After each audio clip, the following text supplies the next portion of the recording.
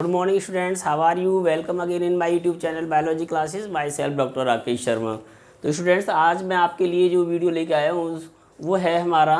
Cleavage से आगे वाला टॉपिक। जैसे हमने पीछे आपको अपनी वीडियो में कराया था स्टूडेंट्स, ह्यूमन रिप्रोडक्टिव सिस्टम में क्लीवेज। आज हम आपको अपनी वीडियो से कराएंगे मॉरुलेशन, ब्लास्टुलेशन और इम्प्लीमेंटेशन। यानी कि जैसे जो ह्यूमन रिप्रोडक्टिव सिस्टम है, तो स्टूडेंट्स हम जैसे बात कर रहे थे कि जब आफ्टर फर्टिलाइजेशन के बाद जो चेंजेस आते हैं, जो यानी कि इवेंट्स या घटनाएं घटती हैं, हम उनको एक्सप्लेन कर रहे थे। तो हमने पिछली वीडियो में स्टूडेंट्स आपको बताया था कि क्लीवेज जो ह्यूमन रिप्रोडक्टिव सिस्टम है आफ्टर फर्टिलाइजेशन, उसमें जो क्लीवेज है किस टाइप का क्लीवेज होता है और उस क्लीवेज के बाद क्या क्या यानी कि जो स्ट्रक्चर्स हैं या कौन कौन सी जो स्ट्रक्चर्स डेवलप करती हैं, तो हम उनके बारे में डिस्कस करेंगे आज। तो स्टूडेंट देखिए, हमने क्लीवेज पीछे जैसे बताया भी था आपको कि फर्टिलाइजेशन के 30 मिनट के बाद फर्स्ट क्लीवेज डिवीजन होती है। यानी कि जो डिवीजन है क्लीवेज से मतलब हमने बताया था एक तरह का ना सेगमेंटेशन, जो फर्टिलाइज सेल्स होती है यानी जायगोट को तोड़ना, क्लीव करना उसको, यानी कि एक तरह से उसमें जो डिवीजन होती है। तो वो जो क्लीवेज है ह्यूमन का जो एग होता है, जैसे हमने पीछे बताया था कि जो ह्यूमन का एग है वो एक तरह से एलेसिथल है, यानी कि उसमें योग की मात्रा कम होती है, तो योग या बिल्कुल ना के बराबर होता है। तो विदाउट यानी कि जैसे जो एग होते हैं उनको हम एलेसिथल एग कहते हैं स्टूडेंट्स। तो ये एलेसिथल एग है, और जब फर्टिलाइजेशन के बाद जो जायगोट बनता है, तो जायगोट बनने के 30 मिनट के बाद यानी कि फर्टिलाइजेशन के, जैसे कहिए कि जो फर्टिलाइज सेल्स होती है उसी को फर्टिलाइज सेल को जायगोट कहते हैं। तो जायगोट में जो हम क्या देखते हैं कि आफ्टर फर्टिलाइजेशन जो 30 मिनट्स के बाद जो फर्स्ट क्लीवेज डिवीजन होती है, तो हमने वो पीछे आपको कराई थी कि पहली क्लीवेज डिवीजन से 2 सेल बनती हैं, सेकंड क्लीवेज जो होती है उसके यानी कि राइट एंगल पे होती है, उससे 4 सेल्स बन जाती हैं, और थर्ड क्लीवेज जो होती है उसमें 8 सेल बनती हैं। तो ये स्टूडेंट्स कैसे होती है, यानी कि पहली क्लीवेज जो डिवीजन हमने आपको बताया था कि वो 30 मिनट के बाद होती है, सेकंड क्लीवेज 60 मिनट के बाद होती है, और जो थर्ड क्लीवेज है वो 72 आवर्स बाद होती है। तो इसका मतलब उसके बाद जो स्ट्रक्चर बनती है तो उस यानी कि जायगोट की, तो वो जायगोट एक तरह से जो हम यानी कि आफ्टर 3 यानी सक्सेसिव जो क्लीवेज डिवीजन है उनके बाद जब हम अगर उस स्ट्रक्चर को देखें तो स्टूडेंट्स वो कैसी शेप ले लेता है, वो एक मलबरी शेप यानी कि जैसे कहते हैं स्ट्रक्चर को अज्यूम कर लेता है। तो जो मलबरी शेप स्ट्रक्चर, हालांकि उसका जो साइज है वो साइज वो ही होता है जो एक फर्टिलाइज सेल का है, यानी कि जो फर्टिलाइज सेल का साइज होता है जायगोट, उसी साइज का यानी कि वो स्ट्रक्चर होती है। तो हम उस यानी कि जैसे कहते हैं उस स्टेज में जब ये एक तरह से बहुत तेज़ी से यानी कि डिवीजन होती हैं, तो जब 16 से लेकर यानी 16 to 32 सेल स्टेज आ जाती है, तो हम उसी एक सॉलिड बॉल लाइक स्ट्रक्चर को क्या कहते हैं, मॉरुला, और इस मॉरुला के बनने की जो प्रोसेस है उसको कहते हैं मॉरुलेशन। तो अगर हम मॉरुलेशन की बात करें तो ये लगभग यानी कि इसमें बनने में यानी कि मॉरुला के बनने में 4 से लेकर जैसे कहिए 6 दिन तक का ये है लगभग, यानी कि 4 या 5 दिन में वैसे ये कंप्लीट हो जाता है। और छठे दिन तो लगभग ये क्या होगा कि जहाँ पर ये फर्टिलाइज हुआ था, जैसे हमने बताया था कि ह्यूमन फीमेल में जो फर्टिलाइजेशन होता है वो एम्पुला रीजन में होता है, फ्लोपियन ट्यूब के एम्पुलरी जो पार्ट है यानी एम्पुला जो रीजन है उसमें होता है। और ये छठे दिन यानी कि 4 से 6 दिन के बाद अब ये जो मॉरुला है यानी कि जिसमें लगभग 16 to 32 सेल्स होती हैं, यानी कि 16 से जो 32 सेल्स होती हैं, ये स्टूडेंट्स क्या करेगा, अब ये मॉरुला अब यानी फ्लोपियन ट्यूब से जो एम्पुला वाला भाग है वहाँ से स्लोली यानी कि ये मूव करना स्टार्ट कर देता है टूवर्ड द यूट्रस, यानी एक तरह से ना यूट्रस की तरफ बढ़ना स्टार्ट कर देता है। और ये लगभग छठे दिन यानी कि जैसे कहते हैं आफ्टर फर्टिलाइजेशन के 6 यानी जैसे कहते हैं डेज के बाद, यानी कि छठे दिन के अंत तक कहिए या जैसे स्टार्टिंग में कहिए 6 डेज में ये कहाँ पहुँच जाता है, ये यूट्रस के अंदर पहुँच जाता है। और जब अगर हम इसकी स्ट्रक्चर को भी देखें स्टूडेंट, तो इसमें क्या होती है कि जो सेल्स होती हैं जो यानी कि मॉरुला है, मॉरुला में थोड़ा सेल्स जो है डिफ्रेंशिएट करना लग जाती हैं। जैसे हमने बताया था ना एक सॉलिड बॉल लाइक स्ट्रक्चर है, तो ये जो बॉल लाइक स्ट्रक्चर होगी, इस सॉलिड बॉल लाइक स्ट्रक्चर की वो अगर हम देखें तो इसमें 2 टाइप की सेल्स आपको डिफ्रेंशिएट होना स्टार्ट हो जाती हैं। एक जो आउटर की सेल्स होती हैं, अगर आप इन आउटर वाली सेल्स को स्टूडेंट देखेंगे तो ये कैसी होती हैं, थोड़ी स्मॉलर होती हैं और क्लियर होती हैं। एक तो ये क्लियर हैं और एक तरह से छोटी होती हैं और इनके जो अंदर हैं जिसको ये सराउंड करती हैं, जो आउटर वाली सेल्स यानी एक तरह से जो इनक्लोज करके रखती हैं, वो सेल्स कैसी होती हैं, वो सेल्स लार्जर हैं और उनको हम इनर सेल्स कहते हैं। और इन सब के चारों तरफ, क्योंकि अभी भी जैसे हमने पहले भी बताया था कि जो जोना पेलिशुडा की लेयर है वो अभी भी पाई जाती है, ये तब तक यानी कि रहेगी जब तक एक प्रॉपर इम्प्लांटेशन नहीं हो जाता। तो स्टूडेंट्स ये अगर आप मोरूला को आप देखें तो मोरूला में क्या है कि एक जैसे बाहर की ये लेयर होगी जोना पेलिशुडा, और जोना पेलिशुडा के नीचे क्या है, अब दो सेल्स जो हैं, दो सेल की जो लेयर हैं वो डिफ्रेंशिएट कर रही है। एक आउटर लेयर बन रही है सेल्स की, ये थोड़ी सी कैसी है, इलोंगेटेड सेल्स होती हैं, स्मॉलर होती हैं और क्लियर सेल्स होती हैं। जबकि ये इसके अंदर कैसी सेल्स होती हैं, इसके अंदर अगर आप देख रहे हैं तो लार्जर सेल्स हैं और थोड़ी सी ये डार्कर होती हैं। तो ये हम इस तरह का सेल देखते हैं। तो अब ये दो लेयर यानी कि बन जाती है, आउटर लेयर और एक तरह से इनर जो सेल का मास है। तो जो आउटर वाली लेयर होगी स्टूडेंट्स, अब ये धीरे धीरे, क्योंकि आउटर लेयर की जो सेल्स होती हैं ये एक प्रॉपर एम्ब्रियो का फॉर्मेशन नहीं करती, बल्कि ये क्या काम करती हैं, ये सेल्स एक तरह से जो एम्ब्रियो के बाहर की जो लेयर होती है, जिनको हम एक्स्ट्रा एम्ब्रियोनिक मेम्ब्रेन जैसे कैरियन और या एमनियन, तो जो हम एक्स्ट्रा एम्ब्रियोनिक मेम्ब्रेन है उसके फॉर्मेशन में ये हेल्प करती हैं। दूसरा, ये जो न्यूट्रेंट होते हैं यूट्रस से उनको भी एब्जॉर्ब करती हैं, इसलिए इसका नाम दे देते हैं ट्रोफोब्लास्ट। जो आउटर की लेयर होगी ये ट्रोफोब्लास्ट की यानी कि जैसे लेयर बन जाती है। और जो अंदर का जो सेल का मास होता है, हम इस सेल के मास को क्या कह देते हैं, इनर सेल मास कहते हैं, जो एक प्रॉपर यानी कि एम्ब्रियो का फॉर्मेशन करता है, या इनको हम इसीलिए एम्ब्रियोनिक सेल्स भी कह देते हैं। तो अब स्टूडेंट जैसे जैसे अब ये यानी कि एक तरह से जो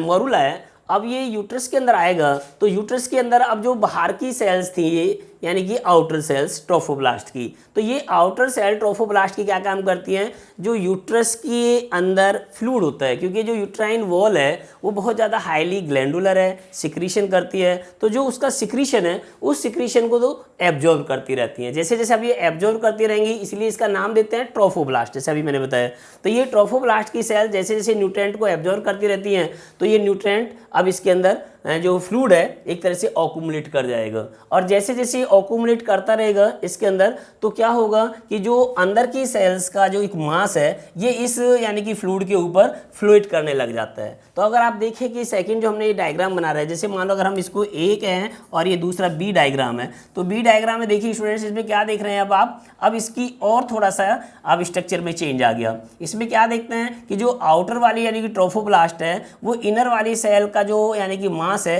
इससे बिल्कुल सेपरेट हो गया, और इसको सेपरेट किसने कर दिया, ये कैविटी है। जो ये कैविटी बनी है, ये कैविटी किसके कारण बनी है, क्योंकि जो ट्रोफोब्लास्ट की सेल्स थी, इन ट्रोफोब्लास्ट की सेल्स ने जैसे जैसे यानी कि न्यूट्रिएंट को एब्जॉर्ब करा यूट्रस के अंदर से, तो वो फ्लूइड ऑक्यूमुलेट हो गया, उस फ्लूइड के ऑक्यूमुलेट होने से ये सेल फ्लोट कर गई, तो इन दोनों के बीच में एक स्पेस बन गया जिसको नाम हमने दे दिया क्या, एक ब्लास्टोसील कैविटी। ये ब्लास्टोसील कैविटी डेवलप हो जाती है, और जैसे जैसे ब्लास्टोसील कैविटी डेवलप होगी तो ये जो इनर सेल का मास था ये ऊपर यानी कि फ्लोट करने लग जाता है, और इनको सबको जो है एक तरह से जो सेल्स की जो ये बाहर वाली यानी कि ट्रोफोप्लास्ट की लेयर थी ये सराउंड कर लेती है। अब ये एक तरह से क्योंकि स्ट्रक्चर जो बनती है इसको हम कहते हैं ये ब्लास्टुला, और जो ब्लास्टुला का फॉर्मेशन है यार जैसे कहिए एक ब्लास्टोसिस्ट लाइक, जैसे ये सिस्ट लाइक स्ट्रक्चर बन गई, तो ये जब से ये सिस्ट लाइक स्ट्रक्चर बन जाती है तो हम इसी को एक नाम दे सकते हैं ब्लास्टोसिस्ट, और फॉर्मेशन ऑफ द ब्लास्टोसिस्ट या इज कॉल्ड एज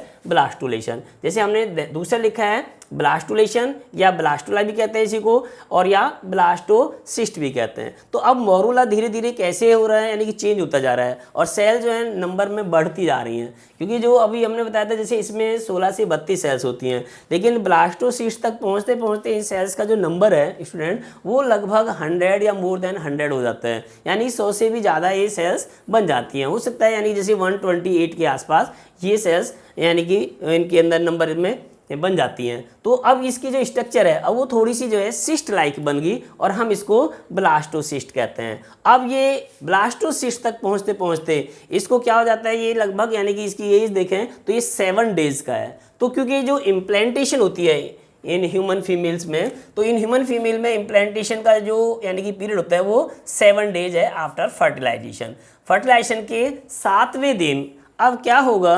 कि ये जो ट्रोफोब्लास्ट की सेल्स हैं, और इनके ऊपर भी मैंने बताया था हालांकि एक और लेयर पाई जाती है जोना पेलिशुडा की। अब जोना पेलिशुडा की जो लेयर है वो एक तरह से क्या रोल प्ले करती है इम्प्लांटेशन के, मतलब क्या है, जैसे कि पहले मैं इम्प्लांटेशन बताता हूँ आपको। इम्प्लांटेशन का रोल मीनिंग होता है कि the attachment of the blastocyst to the wall of uterus, जो यानी कि एक तरह से ये ब्लास्टोसिस्ट है, इस ब्लास्टोसिस्ट का एक तरह से जो यूट्रस की वॉल है उस यूट्रस की वॉल के साथ चिपक जाना, यानी उसके साथ एडहियर करना। तो जैसे ये अब मानो टच में आता है, अब जैसे अगला डायग्राम देखिए, ये हमने बनाया सी डायग्राम, ये सी डायग्राम है और इसके बाद है ये डी।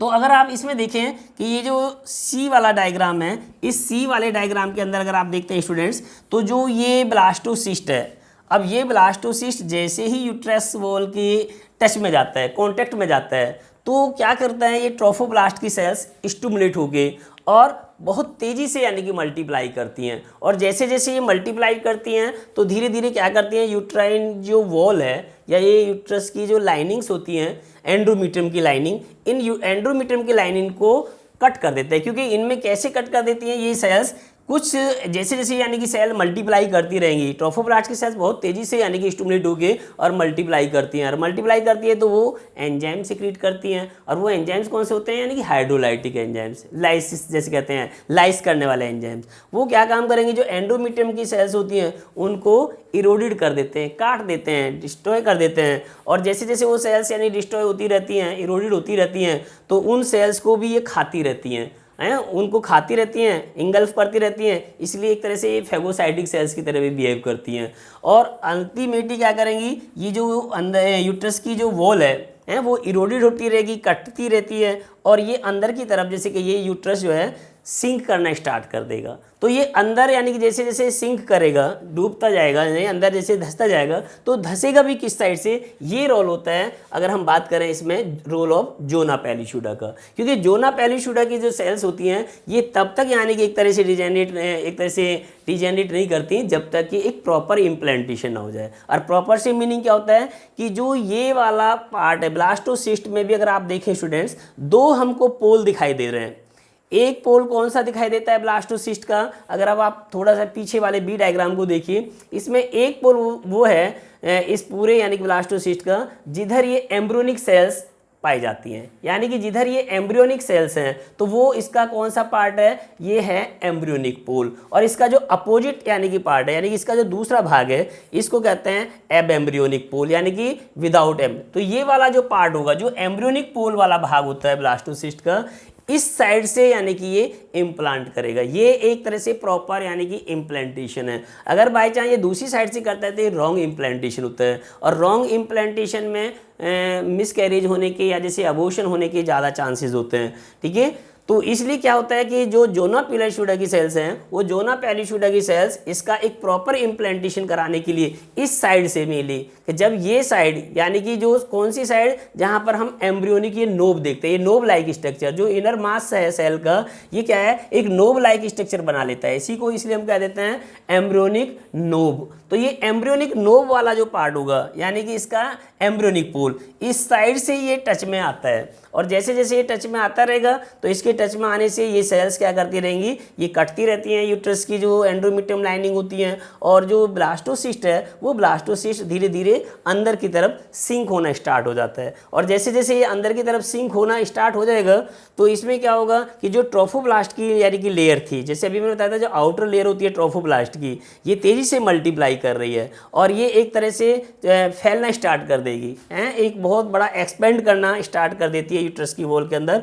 और इसमें से क्या है, नंबर ऑफ विलाइज होती हैं, जैसे जिनको हम कैरियोनिक विलाइज कहते हैं, ये कैरियोनिक विलाई यानी कि निकलना स्टार्ट हो जाती हैं। और ये ही आगे चल के जो कैरियोनिक विलाई होती हैं इसका प्लेसेंटा का भी फॉर्मेशन करती हैं। और ये धीरे धीरे जब कैरियोनिक विलाई बन जाएंगी, और ये कैरियोनिक विलाई क्या करती हैं स्टूडेंट्स, ये कैरियोनिक विलाई एक हार्मोन सिक्रीट करना स्टार्ट कर देते हैं, जिसको हम क्या नाम दे देते हैं, इसका नाम दे देते हैं HCG, यानी कि ह्यूमन कोरियोनिक गोनाडोट्रोफिन हार्मोन। तो ये ह्यूमन जो कोरियोनिक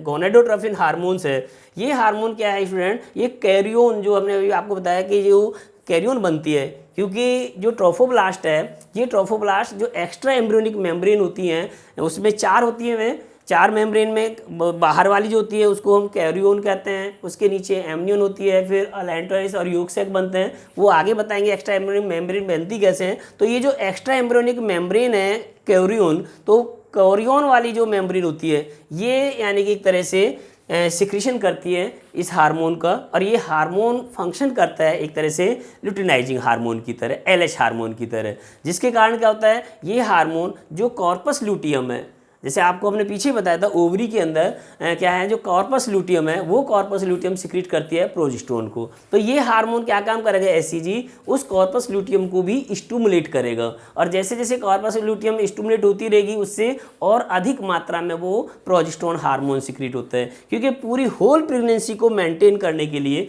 प्रोजेस्टेरोन हार्मोन की आवश्यकता होती है। तो वो प्रोजेस्टेरोन हार्मोन एंडोमेट्रियम लाइनिंग को एक तरह से सिक्रीटरी बनाता है, जिसके कारण ज़्यादा से ज़्यादा सिक्रीशन होगा, और जितना ज़्यादा से ज़्यादा सिक्रीशन होगा ट्रोफोब्लास्ट की सेल उतना ही ज़्यादा से ज़्यादा न्यूट्रिएंट एब्जॉर्ब करती हैं, और वो न्यूट्रिएंट किसको जाता है, वो यानी कि ये जो इनर वाली सेल्स होती हैं, इनर मास, जिससे यानी कि एक प्रॉपर एम्ब्रियो का फॉर्मेशन होता है, तो वो यानी कि डेवलप करती हैं। तो अल्टीमेटली क्या होता है कि जैसे जैसे यानी कि ये एंडोमेट्रियम की लाइनिंग कटती चली जाती हैं तो ये अंदर की तरफ सिंक होता चला जाएगा, यानी कि यूट्रस में एक पाउच या जैसे कि ये पॉकेट लाइक स्ट्रक्चर बन जाती है, पिट बन जाता है, और उस पिट के अंदर क्या करेगा, जो मेन यानी कि ये ब्लास्टोसिस्ट है वो सिंक कर जाता है, और इसी के सिंक करने को हम क्या कहते हैं, इसी को कहते हैं इम्प्लांटेशन। तो ये जो इम्प्लांटेशन होता है ये आफ्टर 7 डेज होता है, यानी फर्टिलाइजेशन के 7वें दिन। अब जब ये प्रॉपरली इम्प्लांट हो जाता है, यानी कि इसका इम्प्लांटेशन हो गया, तो अब जोना पेलिसूडा की जो सेल्स होती हैं वो धीरे धीरे